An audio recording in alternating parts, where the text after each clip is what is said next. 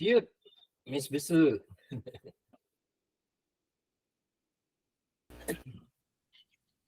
Good afternoon po. I am Xers Bibitas together with my group mates Bea Sumarpuri, Lance Jetrick Navarro, and Vincent Laureta. And we will be presenting sharp and blunt force injuries. Next slide. And for the table of content, we have blunt trauma, aids for blunt force and sharp force injuries, and kind of blunt force trauma and injuries. But first, let's define what is blunt and sharp force injury is. So it is a sharp object cuts and divides the tissues as it penetrates. So from the word itself, sharp, the example of this injury may be came from a sharp knife or broken glass.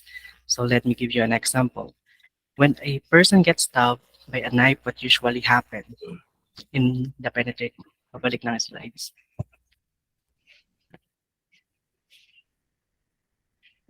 So from the word itself, sharp, the example of this injury may be came from a sharp knife or broken glass.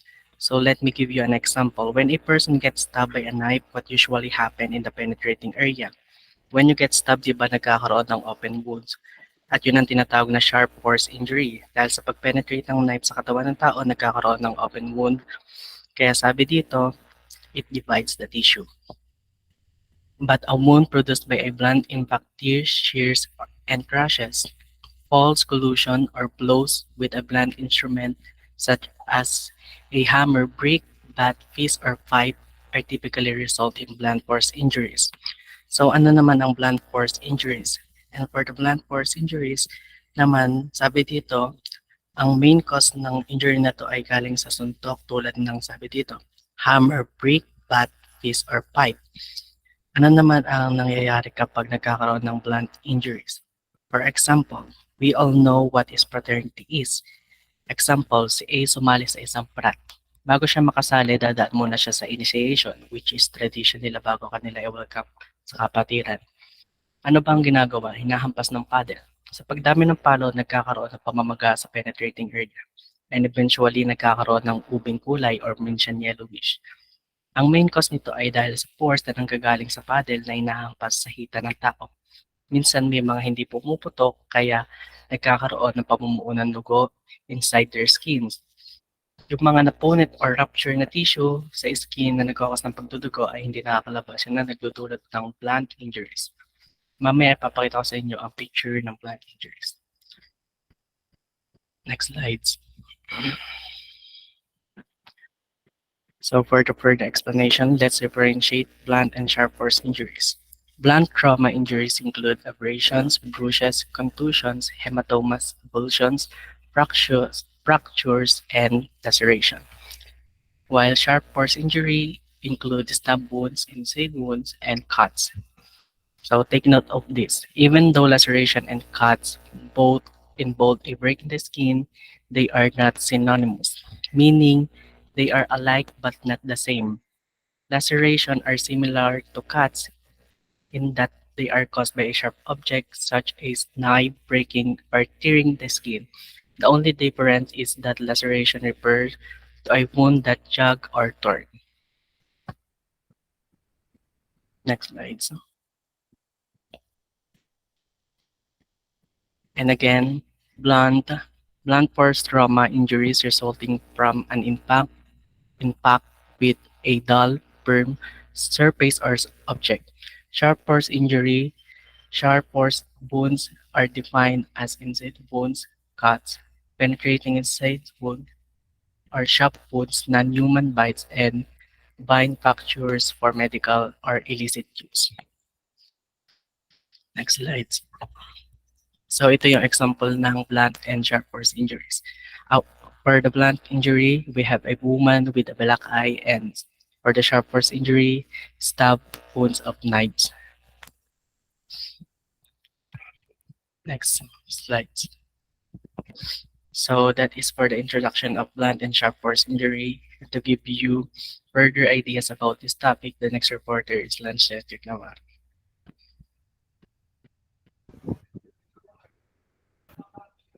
Good afternoon po. Next slide po, please. So, what are the most common blunt force injuries caused from? Next slide po. The majority of serious traumatic injuries are due to blunt trauma from motor vehicle crashes and pedestrian injuries. Falls are also an important cause, particularly in the elderly. Direct blows, assaults, and sporting injuries are also common. Next slide pa. So ito yung mga pwede nating gawin if may nakita tayong mga aksidente or mga kahit anumang injury na may injury na tao may nakita tayo.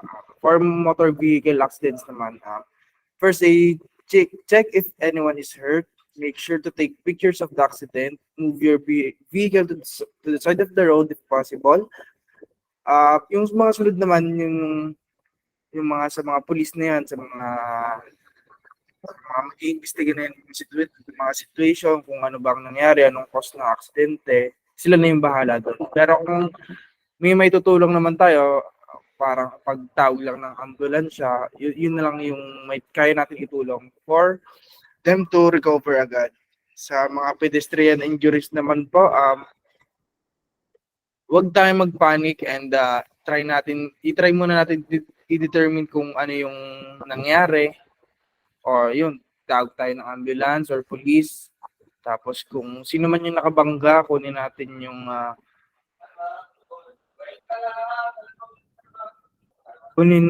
yung information ng driver. Tapos yun lang po, kailangan natin kunin lahat ng importanteng impormasyon kung sino man nakabangga or kung sino man ang nabangga. Next slide po, please. Sa falls, stated naman po dito sa mga kung sino po yung mga nabagsak, yung lagi mga elderly po or yung mga injured po. So help them to pull their knee forward and place their foot directly under the knee. This should be done with the leg they feel is the strongest. Come around to the other side of the person. Sa direct blows naman po, put ice or a cold pack on your face or jaw for 10 to 20 minutes at a time. Try to do this 3 or more times a day for 10 to 20 minutes at a time. Put a thin cloth between eyes and skin. Dito naman po pag sa mga direct blows, siyempre yun lang naman yung way pwedeng i-ice muna natin yung part na suntok tayo or nasugatan tayo. Yun na po. Next slide po, please.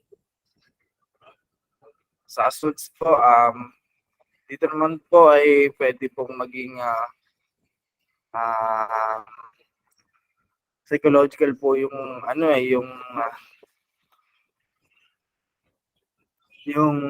effect po dun sa patient po. Pero kung ang dapat po natin gawin ay consult your doctor or call the National Sexual Assault Hotline at yung support po na may bibigay po nila ay para po sa mental health natin. Dito naman po sa sporting injuries, simple lang po, use a cold pack, a slush bath, or a compression sleeve filled with cold water to help limit swelling after an injury. Try to ice the area as soon as possible after the injury and continue to ice it for 15 to 20 minutes, 48 times a day for the first 48 hours or until swelling improves. Next slide po, please. This will be presented by Vincent Laureta po. Thank you po. Good afternoon, everyone. Now I will discuss the first aid for sharp force traumas. Next slide, please. So what are the causes of sharp force injuries? Next slide. Many people accidentally get puncture wounds with household or work items, yard tools, or when operating a machinery. So the causes of injuries by any objects or implements with cutting edge or pointed ends. Hence, sharp force trauma could be either an incision or a stab. Next slide.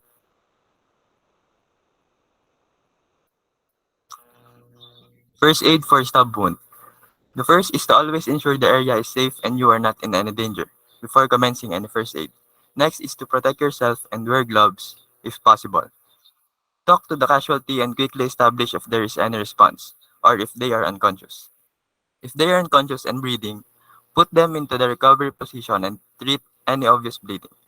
When they are unconscious and not breathing, if there is a life-threatening bleed that you are unable to stop with direct pressure, then this is a catastrophic bleed. Therefore, this is a priority over resuscitation. If there is no obvious pulsating bleed and they are unconscious and not breathing, then call for an ambulance and commence CPR immediately.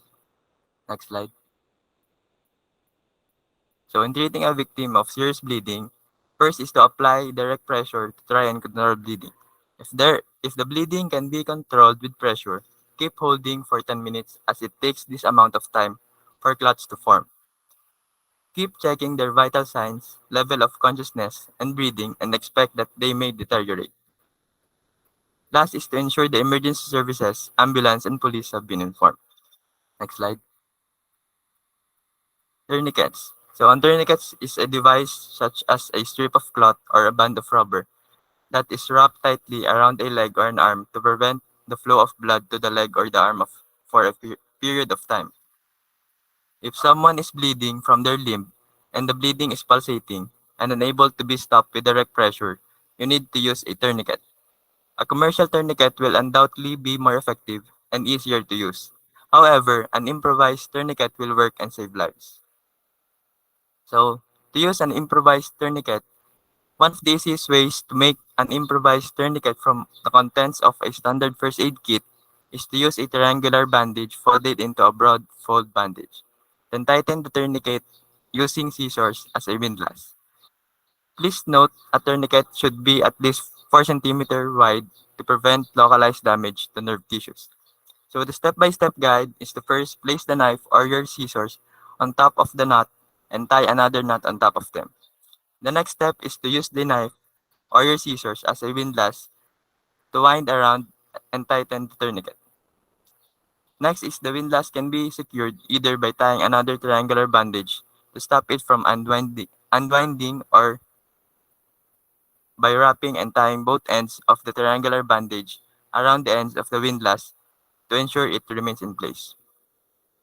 It is also important to note the exact time that the tourniquet was applied for and to arrange for an urgent transfer for medical help.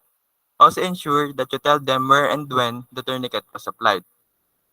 It will be extremely painful for the casualty to have a tourniquet applied, but it is vital that the tourniquet is applied tight enough to entirely stop the bleeding. If a tourniquet is not tight enough, it can make things worse as it can restrict the veins. However, arteries may be harder to stop as they are less easy to get to.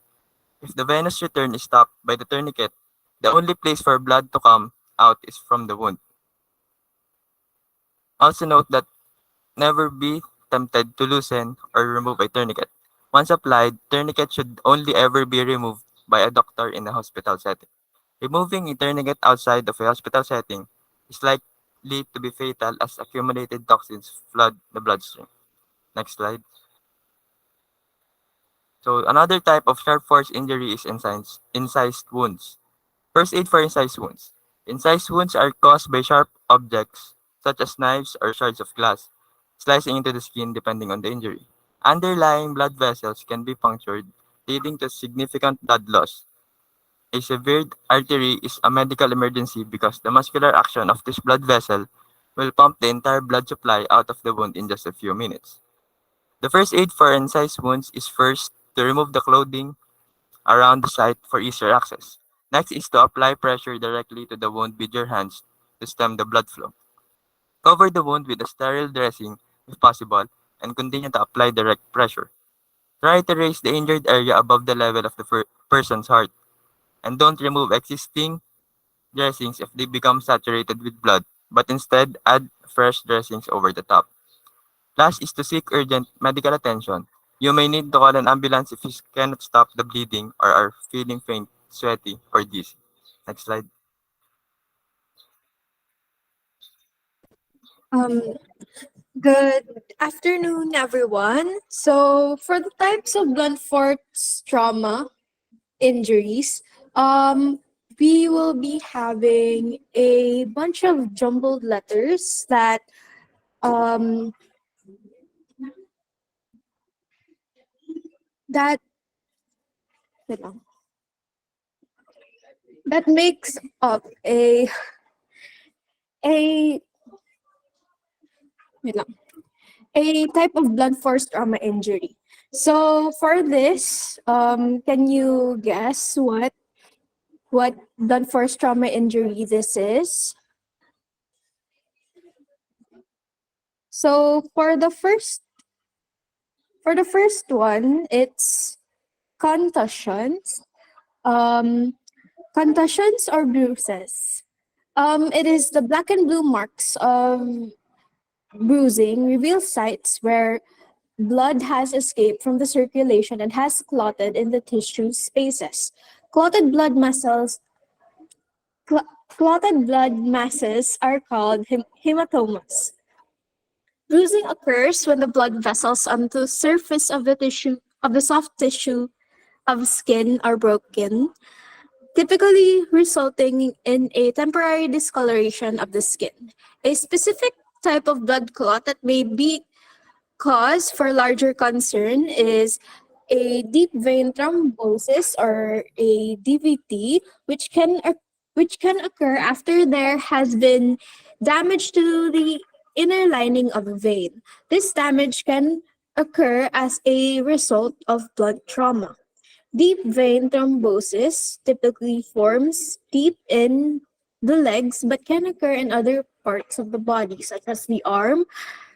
The most serious complication of DVT occurs when a part of the clot breaks off and travels through the bloodstream to the lungs, causing a blockage known as a pulmonary embolism. For the next, we have an easier one. This was mentioned earlier in the concussions. Can you guess what it is? Hematoma.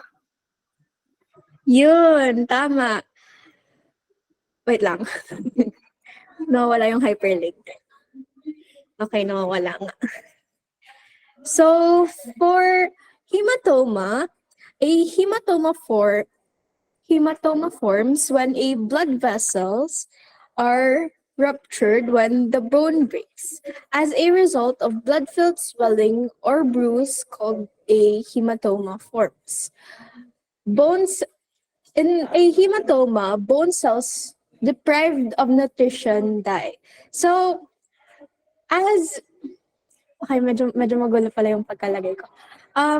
So sa hematoma, a hematoma forms pag yung blood vessel pag na-rupture yung blood vessels, just like dun sa bruises. Kumbaga, kung sa labas ang bruise mukha siya, kaya black and violet or blue and violet ang bruise, it's because of a hematoma.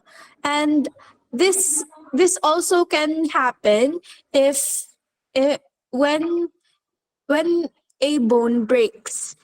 Kaya minsan pag nababalian, nagsiswell siya, it's because of the ruptured blood vessels and formation of hematomas. So, for the next, it's hindi siya masyadong na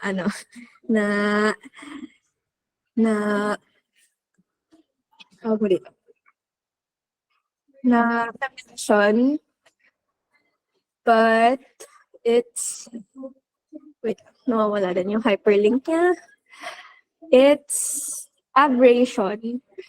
So, abrasions occur when the layers of skin have been scraped away by a rough surface. An abrasion is an open wound caused by the skin coming into contact with a rough surface.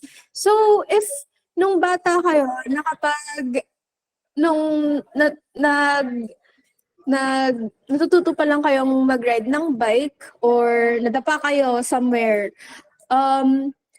this actually happens pag ganong mga events, like Kaya ano yung mga sugat na parang mga linya-linya, ganon, parang gas-gas, ganon. Ayun, gas-gas. So, rubbing away the upper epidermal layer of the skin. The parts of the body that are more prone to abrasions are the thin-skinned bony areas such as the elbows, knees, ankles, and shins, and upper extremities. Sometimes an abrasion is also called a graze or scrape. So the next one is hindi niyo ata talaga makukuha. So the next one is an avulsion. It is a fracture. An avulsion fracture occurs when a tendon or ligament that is attached to the bone pulls a piece of the fractured bone off.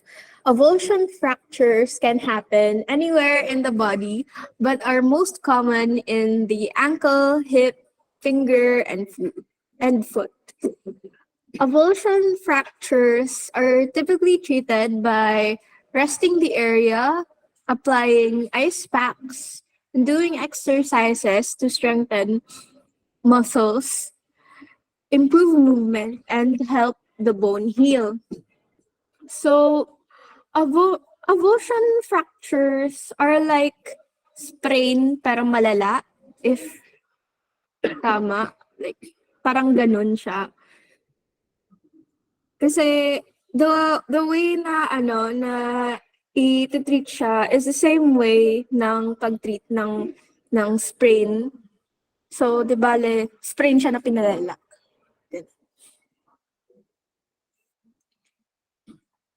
The next is it's the easiest easy another easy part. You can tama ba? Ay hindi, kulang ng letter at. So the next is fractures.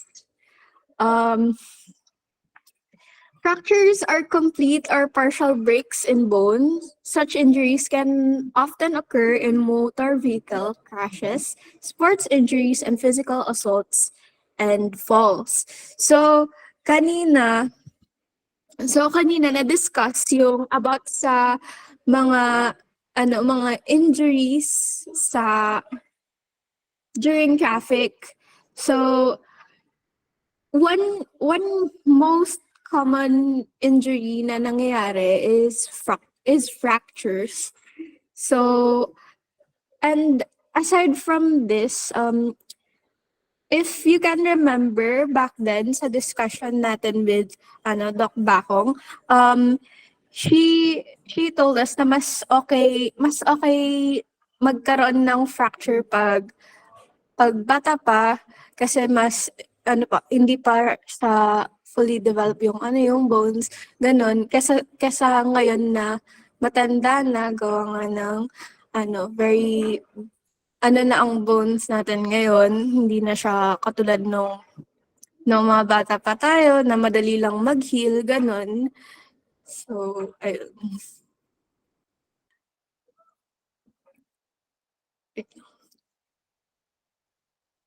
Wait lang. Tama ba to? Wait lang. So, for the last na ba? Oo. For the last blunt force and sharp force injury is the lacerations, which refers to the tearing of the skin that causes an irregular or jagged appearing wound. Treatment involves stopping the bleeding, cleaning, and dressing the wound. Deeper cuts may need stitches to stop bleeding and reduce scarring. So the difference of as stated earlier, the difference of having a sharp force injury from a blunt force injury is that a sharp force injury includes lacerations. This is when when cuts are included. So if if na-cut, ang tawag na sa kanya is laceration. So, ayun lang for today's reporting. Thank you.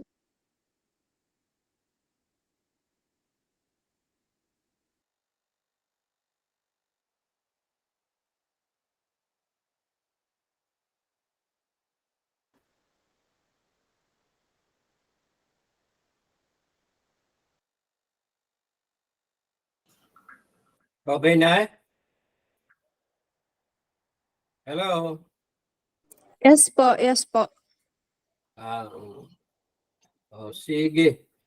Miss Bisu, bigyan mo ako ng 10 item MCQ quiz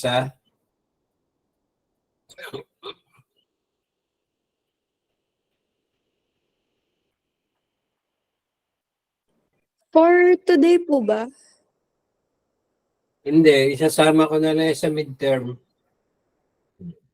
Noted po, noted. So wala nang question?